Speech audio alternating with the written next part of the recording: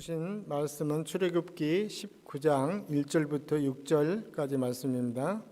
출애굽기 19장 1절부터 6절까지 말씀입니다. 출애굽기 19장 1절부터 제가 봉독하겠습니다. 이스라엘 자손이 애굽 땅을 떠난 지 3개월이 되던 날 그들이 시내 광야에 이르니라. 그들이 느비딤을 떠나 시내 광야에 이르러 그 광야에 장막을 치되 이스라엘이 거기 산 앞에 장막을 치니라. 모세가 하나님 앞에 올라가니 여호와께서 산에서 그를 불러 말씀하시되 너는 이같이 야곱의 집에 말하고 이스라엘 자손들에게 말하라. 내가 애굽 사람에게 어떻게 행하였음과 내가 어떻게 독수리 날개로 너희를 업어 내게로 인도하였음을 너희가 보았느니라.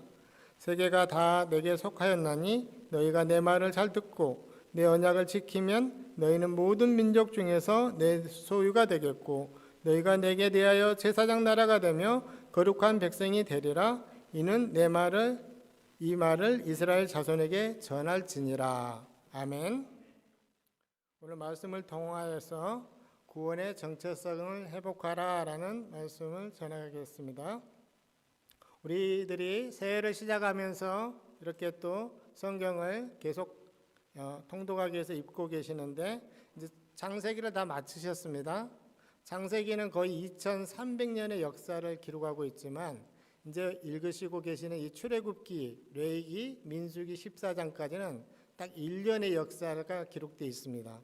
이 출애굽기는 홍해를 건너면서 우리에게 첫 번째 주시는 큰 희망이 있었습니다. 그 첫 번째 그 희망이 있었고 이제 이 19장에 해당하는 이 부분부터 두 번째 그 훨씬 더 높게 이 드러나는 산봉우리 같은 이 시내산의 율법을 수여받는 이 장면을 우리가 이제 맞이하게 됩니다. 사실 이 시내산에서 율법 수여를 받는 이 일은 민수기 9장까지 그 어쩌면 봉우리가 아니고 산맥, 커다란 산맥과 같이 말씀이 계속 이어져 갑니다. 이 본문 말씀은 이스라엘 백성이 이제 애굽을 떠난 지 3개월이 되어서 시내 광야에 도착하였다라고 하면서 시작하고 있습니다. 그리고 하나님과 공식적인 언약을 맺기 위해서 이제 준비하는 그 장면을 담고 있습니다. 이 시내산에 계시는 이스라엘이 제3월 곧 이스라엘 달력으로 3월인데 한 6주쯤 지난 애굽에서 나온 후에 그 시내산에 당도하였음을 지금 알려주고 있습니다. 그리고 이 곧 모세는 시내산으로 여호와로부터 부름을 받았습니다. 여호와 하나님은 이제 이스라엘과 맺은 언약의 핵심을 요약해 주시고 계십니다. 근데 그 중에서 먼저 이 오늘 본문 19장은 성경 전체에서 이스라엘의 정체성을 정의하는 핵심적인 구절이라는 것을 기억하셔야 합니다. 이 말씀은 오늘날 단순히 우리에게 규약을 잘 지키는 것이 아니라 여호와 하나님과 그 언약적인 관계 속에서 어떠한 그 정체성을 가지고 살아야 하는지를 잘 가르쳐 주시고 계십니다. 하나님이 단순히 이스라엘을 노예 상태에 있었는데 그들을 구출하였던 것에서 그치지 않으시고 인격적인 관계를 맺어서 특별한 그 인격적인 관계 속에서 사귀어 가자는 그 사명을 부여하고 계십니다. 오늘도 하나님은 우리들에게 이 정체성을 들려주시고 싶어 하십니다. 보통 사람들은 이 정체성, 아이덴티티를 각자 다를 수 있기 때문에 딱 한마디로 정의할 수 없습니다. 하지만 하나님을 믿는 이 하나님의 성도인 우리들은 다음과 같이 말씀을 통하여 정리할 수 있습니다. 5절 말씀에서 세계가 다 내게 속하였나니 너희는 모든 민족 중에서 내 소유라 라고 말씀하고 계십니다. 우리는 이제 하나님의 소유라는 정체성을 말씀하고 계십니다. 여기서 다 속하였나니 너희가 세계에 다 속하였나니 라고 시작하셨는데 이 세계라는 말은 우리가 딛고 서 있는 이 땅을 넘어서 온 우주 전체를 말씀합니다. 즉 이것은 창조주 하나님의 통치 영역, 모든 영역을 지금 의미하는 것입니다. 하나님께서 천지 만물의 주인이라고 선언하고 계시는 것입니다. 온 세계가 하나님의 것이지만 그 중에서도 하나님의 말씀을 듣고 언약을 지키면 그들을 보배롭게 여겨주시겠다고 지금 약속하시는 것입니다. 예수님은 이 보화 같은 우리를 얻기 위해서 자기의 목숨, 자기 생명으로 모든 값을 다 치루어 주셨습니다. 또 6절 말씀에서 너희가 내게 대하여 제사장 나라가 되며 거룩한 백성이 되리라. 너는 이 말을 이스라엘 자손에게 전할지니라 라고 말씀하십니다. 이처럼 우리의 정체성은 우리가 하나님의 소유가 되었고 우리들은 제사장 나라가 되었으며 거룩한 백성이 되었다고 말씀합니다. 이것이 바로 우리 믿는 사람들의 정체성입니다.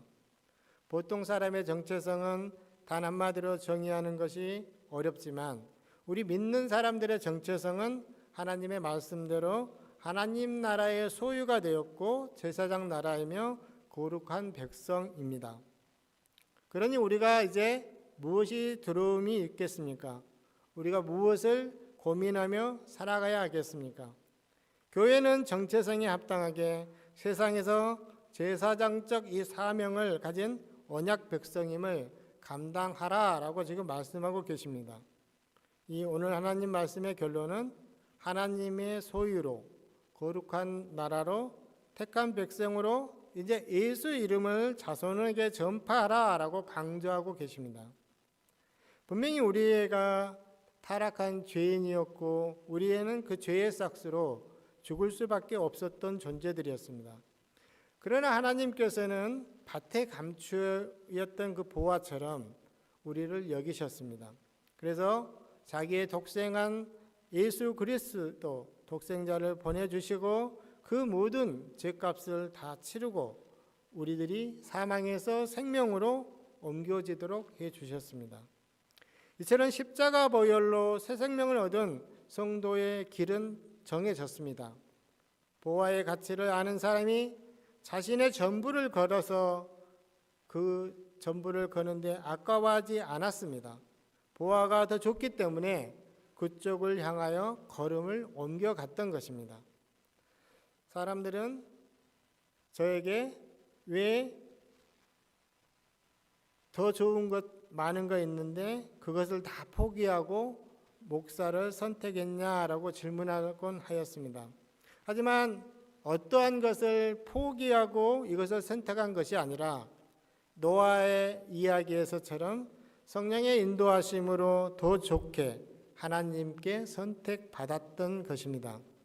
우리 성도님들도 이제 하나님께서 생명을 바쳐서 생명으로 주셨던 그 예수 그리스도 그것보다 더 귀한 그 보화가 어디에 있겠습니까? 그것이 바로 믿음입니다. 우리는 하나님의 자녀로 제사정으로 사명을 받아서 어떤 우리가 환경에도 복음이 더 좋기 때문에 하나님의 자녀된 것을 기뻐하셔야 합니다. 독생자가 목숨을 내놓고 우리를 이제 보화로 선택하셔서 늘 우리는 그것에 감사하셔야 합니다. 그 십자가 사랑을 우리도 자손들에게 믿지 않는 자들에게 이제 나누어야 한다는 것입니다. 바꾸어서 말하면 가장 가치 있는 것을 얻기 위해서 지혜로운 선택을 하라라고 하나님이 지금 말씀하고 계십니다. 우리는 하나님의 보배로운 존재로서 하나님의 소유물로 살고 있습니까? 아멘. 내 마음이 하나님으로부터 만약에 조금이라도 떨어져 있다면 오늘 이 시간 하나님과의 정체성을 회복하시기를 바랍니다. 하나님의 말씀을 통해서 이 보배로운 정체성과 연결하여서 왜 우리들이 모든 값을 치르고 살 만한 가치가 있는 존재였던가, 그리고 그 보화를 얻은 자기 삶이 어떠하는지 이 구원받은 자의 정체성을 살펴보시기를 원합니다. 하나님 주신 말씀으로 오늘 이 세 개의 단계를 통해서 무너진 이 예루살렘의 성벽을 재건하듯이 우리 안에 이 보배로운 정체성을 회복하시어 여호와께 돌아가시기를 축복합니다. 정체성을 회복하려면 첫째 우리는 우리의 소속되어 있는 소속감을 확인하셔야 됩니다. 우리가 소속감을 확인하여서 정체성을 회복하는 걸음을 걸어갈 수 있습니다. 오늘 5절 말씀에 너희는 모든 민족 중에서 내 소유가 되겠고 라고 말씀하셨습니다. 모세가 이제 시내산에 올라갈 때 하나님은 놀라운 제안을 하십니다. 우리가 하나님의 소유라고 하십니다. 그러므로 우리가 결코 우연히 태어난 그런 존재가 아닙니다. 창조주 하나님이 지목하시고 부르신 하나님의 것이라고 선포하신 것이었습니다. 세상의 평가가 아닌 하나님의 소유권, 그 안에서 우리들이 자존감을 찾아가셔야 합니다. 갈라디아서 6장 14절 말씀에 그러나 내게는 우리 주 예수 그리스도의 십자가 외에 결코 자랑할 것이 없다라고 말씀합니다. 사도 바울은 그 당시에 가장 좋은 최고의 학벌을 자랑할 것이었고 또 수많은 그가 가진 모든 것들, 학문적인 것, 모든 것을 자랑할 걸로 넘쳐났습니다. 그 말은 사도 바울은 세상적으로 성공한 사람이었습니다. 그럼에도 불구하고 그는 십자가 외에 자랑할 것이 없다라고 말씀합니다. 그의 신앙의 정체성, 이것은 오늘 우리들을 깨닫게 해줍니다. 그리고 또 빌립보서 3장 8절에서도 내 주 그리스도 예수를 아는 지식이 가장 고상하기 때문이면서 모든 것을 잃어버리고 배설물로 여김은 그리스도를 얻어서라고 말씀합니다. 앞부분에 언급한 모든 것을 배설물로 여긴다는 이 고백은 단순히 세상의 것을 미워하라는 말이 아닙니다. 그리스도를 아는 것이 가장 우선순위에 둬야 한다는 말씀인 것입니다. 더 좋은 것, 바로 예수 그리스도를 만났기 때문에 이전에 살면서 좋았던 것, 그것들을 상대적으로 자신에게서 아무런 가치가 없다라고 바울이 말하고 있습니다. 배설물이라는 것은 우리에게 몸에 영양분을 공급해 주기 위해서 필요합니다. 그 영양분을 공급했던 부분이 이제는 가치가 다해서 목적을 이룬 다음에 몸에 품고 있으면 독성을 발휘하기 때문에 그것은 반드시 배설해야 합니다. 이처럼 과거의 영광이나 세상적인 성공이 현재의 우리 삶 속에서 신앙 성장을 가로막고 있다면 그것을 빨리 비워버려야 한다고, 찌꺼기와 같이 배설해 버려야 한다는 것을 가르쳐주고 있습니다. 바울의 이 고백은 결국 무엇을 버릴 것인가의 문제보다 무엇을 붙잡아야 하는가의 문제에 답을 제시하고 있습니다. 그렇습니다. 우리의 정체성은 바로 어린 양의 피로 우리를 씻어서 우리는 이제 하나님의 소유로 삼음되었습니다. 그러므로 우리를 보배로운 존재로 특별한 사람으로 살아가셔야 합니다. 우리를 그렇게 살아가도록 구원해 주셨습니다. 그래서 우리의 시민권은 바로 하늘에 있다는 그 정체성을 가지고 살아가시길 바랍니다. 얼마나 놀라운 이것은 하나님의 은혜입니까? 우리의 신분을 깨닫고 마라나타 주 예수여 오시옵소서 예수님을 기다리는 우리 성도님들, 그것이 마땅한 우리의 소망이 되어야 합니다. 우리가 세상 속에서 살고 있지만 우리는 그 세상에 속한 자가 되어서는 안 됩니다.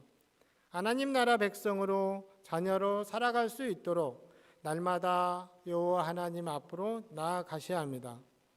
그분 안에서만 진정한 자유를 누릴 수 있습니다. 우리를 사랑하셔서 여기까지 인도하신 그 하나님, 그 사랑과 은혜에 감사하면서 우리들은 세상과 구별되어 살아가셔야 합니다. 그 삶의 현장마다에 복음이 증언되어야 하고 우리 자녀들에게도 희망이 되어야 하지 않겠습니까? 이렇게 전파된 복음으로 대대로 우리들의 믿음과 정체성을 우리 자녀들에게 알게 하라고 오늘 성경은 말씀하고 계십니다. 우리 자녀들에게 너희는 택하고 구별하여서 세우신 하나님의 자녀라고 가르쳐 주셔야 합니다. 그래서 그들이 하나님 앞에서 믿음 안에서 살아갈 수 있도록 가르치라고 오늘 성경은 말씀합니다. 기억하십시오. 모든 소유권은 여호와 하나님께 있습니다. 내 자녀를 하나님께 맡겨드리면 그 자녀를 하나님이 키워주십니다. 우리 모든 자녀들의 정체성을 알아서 왕같은 제사장으로 살아가시기를 축복합니다. 정체성을 회복하려면 두 번째, 순종의 언약을 붙들으셔야 합니다. 5절 말씀에 세계가 다 내게 속하였나니 너희가 내 말을 잘 듣고 내 언약을 지키면 너희는 모든 민족 중에서 내 소유가 되겠고 라고 말씀합니다. 여기서 소유권을 주장하시면서 하나님 말씀에 내 말을 잘 듣고 내 언약을 지키면 이라고 하셨습니다. 이것은 히브리 말의 샤마란 말은 듣다라는 말입니다. 이 말을 듣다라는 말을 두 번 반복하여서 강조형으로 사용하셨습니다. 이것은 단순히 귀로만 듣는 것이 아니라 하나님의 음성에 온 신경을 집중하여서 경청하여야 된다는 말씀입니다. 말씀을 듣고 순종하라는 이 조건은 구속시키는 것이 아니라 보배로운 이 존재가 되어서 우리가 살아가기 위한 보호장치라고 말씀합니다. 말씀 안에 거할 때 우리는 그 존귀함을 더욱 빛나게 살아갈 수 있습니다. 하나님께서 온 세계가 다 당신께 속하였음에도 불구하고 특별한 약속을 주신 것입니다. 하나님의 말씀을 청종하여서 듣고 청종하여 그 언약을 지킬 때, 들을 때 우리는 수많은 피조물 중에도 가장 아끼는 존귀하고 보배로운 신분을 온전히 누리시게 될 것입니다. 길이요 진리요 생명 되신 그 예수 그리스도만이 우리를 유일하게 하나님께 인도할 길입니다.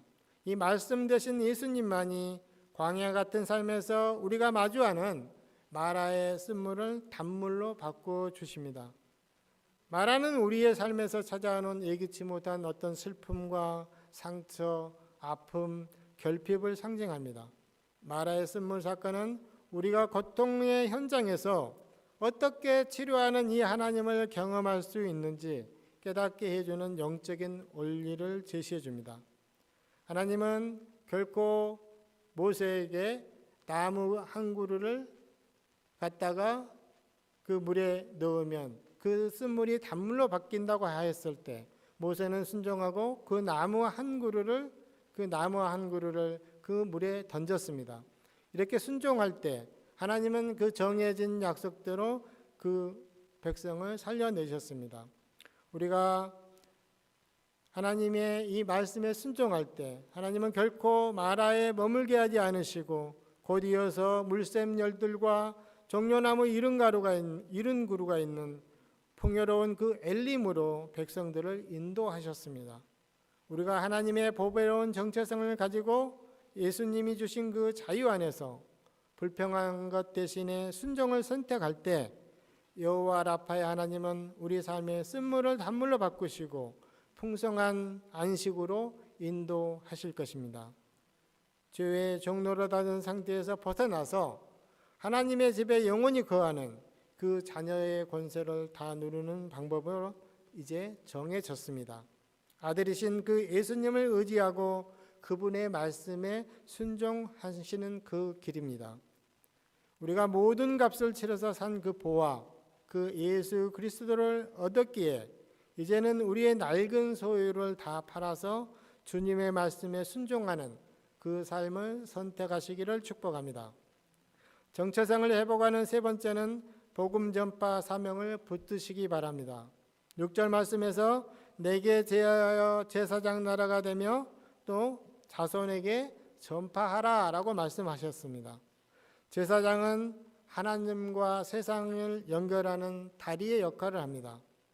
이 구원받은 성도는 다 단순한 복을 받는 데서 그치지 않고 하나님을 모르는 세상에 그 하나님의 영광을 전하는 거룩한 통로로 부름받았습니다. 제사장은 결국 이웃을 위해서 봉사하는 자리입니다. 우리가 먼저 하나님 말씀을 경청하고 그 언약을 따를 때 우리의 자녀들은 자연스럽게 우리가 걸어가는 그 제사장 나라의 길을 따라오지 않겠습니까? 오늘 자녀들이나 주변의 믿음의 후대들에게 당신은 하나님의 보배랍니다. 한번 옆 사람한테 나눠보세요. 당신은 하나님의 보배랍니다. 예, 이렇게 당신은 하나님의 보배랍니다 라고 축복하시며 이 정체성을 우리 자녀들에게 심어주시기를 바랍니다. 우리들은 이제 구원받아서 하나님 나라의 그 제사장으로서 자기 집에 또 제사장이기도 하고 교회에서 제사장이 되시기도 합니다. 더 나아가서 내 직장에서 제사장이 되시기도 합니다. 하나님은 우리들을 자기 영광을 위해서, 영광 받으시기 위해서 이 땅에서 우리를 구원해 주셨습니다. 그러므로 거듭난 그리스도인의 정체성을 가지고 하나님 앞에서 제사장으로서 이웃과 하나님의 사랑을 전하는 통로가 되는 귀한 그 제사장 역할을 잘 감당하는 우리 베델교회 성도님들 다 되시기를 축복합니다. 이 광대한 세계 속에서 나를 지목하시고 부르신 이 하나님의 그 사랑을 우리는 신뢰하셔야 합니다. 거룩한 백성으로 마주하는 이 삶의 터전마다 하나님의 나라로 우리들이 일구어 가시기를 축복합니다. 말씀을 마무리하겠습니다. 우리는 구원받아서 이제 우리의 신분은 마귀의 자녀가 아니고 하나님 나라의 상속자로 다시 태어났습니다. 이것은 전적으로 하나님의 아낌없는 그 사랑 때문입니다. 창조주 하나님이 죄의 밭에서 파묻혀 있었던 우리를 구원하시기 위해서 열심으로 자기 사랑을 확증하신 일을 하셨습니다. 그것은 바로 예수 그리스도라는 가장 귀한 이 생명의 값을 모두 지불한 그 십자가 사랑 때문입니다. 따라서 우리는 그냥 우리가 얻어진 그런 존재가 아닙니다. 우리는 여호와 하나님의 전부를 팔아서 사신 보배롭고 존귀한 자들입니다. 그것이 우리의 정체성입니다. 그러므로 내 삶의 실체적인 주인, 바로 내가 아닌 하나님이라고 고백하셔야 합니다. 그러므로 예수로 옷 입은 자, 성령으로 거듭난 자는 변화된 신분에 걸맞는 그 정체성을 갖고 살아가셔야 합니다. 제사장 나라의 정체성을 가진 자로서 주변의 어려운 이웃을 살피고 하나님의 사랑을 흘러보내는 실천적 믿음의 삶을 살아가시기를 축복합니다. 정체성을 살려서 하나님과 나만의 이야기, 곧 우리들의 아름다운 이야기로 채워가시는 모든 베델 장로교회 성도님들 되시기를 간절히 축원드립니다.